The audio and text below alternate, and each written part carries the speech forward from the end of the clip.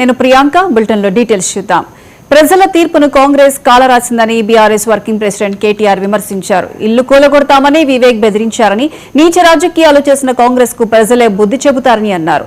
కేతనపల్లిలో BRS నేతలను భయపెట్టారని, పోలీసులతో మున్సిపాలిటీని కైవసం చేసుకోవాలనుకుంటున్నారని కేటీఆర్ ఆరోపించారు.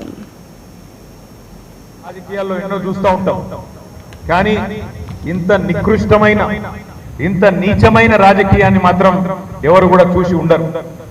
22 కౌన్సిలర్ స్థానాలు ఉన్నాయి. 22 కౌన్సిలర్ స్థానాలుంటే 14 స్థానాలు మనం గెలుచుకున్నాం. అంటే అవుట్ రైట్ మెజారిటీ వచ్చింది. వచ్చిన తర్వాత చర్చనే లేదు. అక్కడేం పెద్ద చర్చించడానికి ఏం లేదు, తర్కించడానికి ఏం లేదు. చెన్నూరు మున్సిపాలిటీలో కాంగ్రెస్ కు మెజారిటీ వచ్చింది, వాళ్ళు చైర్మన్ అయినారు.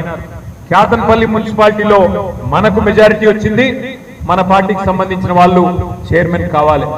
కానీ ఒక్క మున్సిపాలిటీ కోసం, ఒక్క మున్సిపాలిటీకి, ముఖ్యంగా మంత్రి గారి నియోజకవర్గం కాబట్టి, మంత్రి వివేక్ గారి నియోజకవర్గం కాబట్టి, ఆయన అహం దెబ్బతిన్నది కాబట్టి ఆయన మొత్తం ఇందిరమ్మ రాజ్యాన్ని తలపించే విధంగా, ఇందిరమ్మ రాజ్యం అంటే ఆనాటి ఎమర్జెన్సీ రోజులను తలపించే విధంగా, ఏదో పక్క దేశం మీదకి యుద్ధానికి పోయినట్టు సైనికుల కవాతు నిర్వహించినట్టు కేతనపల్లిలో మరి పెద్ద ఎత్తున దాదాపు 1000 మంది పోలీసులను పెట్టి, ఆనాడు మా కోవాలక్ష్మి గారు ఇన్ఛార్జ్ ఉండే, తమ్ముడు సుమన్ అక్కడనే ఉండే, వాళ్ళ ఇంటి ముంగట్టుకెళ్లే కౌన్సిలర్లను భయభ్రాంతులకు గురి చేస్తూ 1000 మంది పోలీసులతో కవాతు నిర్వహించినారు.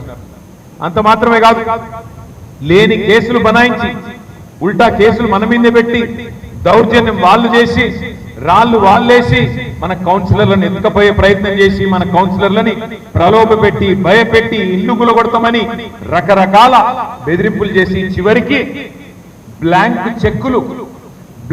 చెక్కులు కూడా రాసిచ్చి, ఇగో బ్లాంక్ చెక్ ఇస్తున్నాం తీసుకో అంటే, ఎవడికి కావాలి నీ బోడి పైసలు అని చెప్పి వాళ్ళ ముఖాననే పైసలు కొట్టి ఇవాళ ప్రజాస్వామ్యాన్ని గెలిపించే విధంగా వ్యవహారం చేసిన మన కౌన్సిలర్ల